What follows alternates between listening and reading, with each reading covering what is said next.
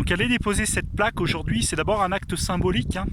C'est pour dire finalement que le dérèglement climatique n'est pas une fatalité et que en changeant nos modes de vie, en réinterrogeant effectivement notre quotidien, on est en capacité de répondre aux enjeux importants qui nous attendent d'ici 2050. Donc comment diminuer finalement notre empreinte carbone, comment revisiter l'ensemble de nos modes de consommation, hein, depuis l'alimentation, le logement, les transports, hein.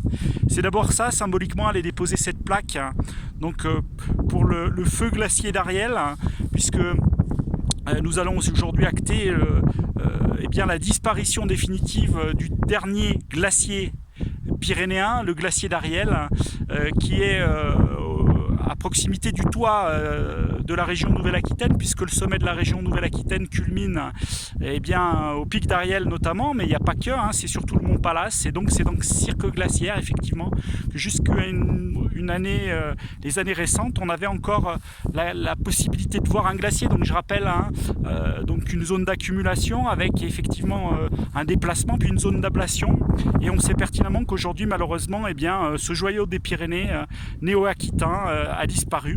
Donc ce dernier glacier néo-aquitain malheureusement n'est plus là, et ça impactera certes l'ensemble du bassin Adour-Garonne, même si les volumes ne sont pas très importants, mais c'est surtout le dérèglement climatique et l'augmentation de l'altitude de la neige, hein. On prévoit une disparition de la neige à partir de 1500 mètres d'altitude dès 2050 qui impactera fortement le bassin Adour-Garonne et l'ensemble des activités humaines, à savoir le tourisme évidemment, mais pas que. D'abord l'agriculture, hein, qui manquera d'eau, et puis qui réinterroge y compris la manière dont on produit de l'énergie, hein. Pensons à nos centrales nucléaires qui ont besoin d'eau, et on sait que dans ces périodes d'étiage, eh bien, on sera incapable de les refroidir. Donc c'est l'ensemble de nos modes de vie à travers cette action symbolique qu'il faut réinterroger.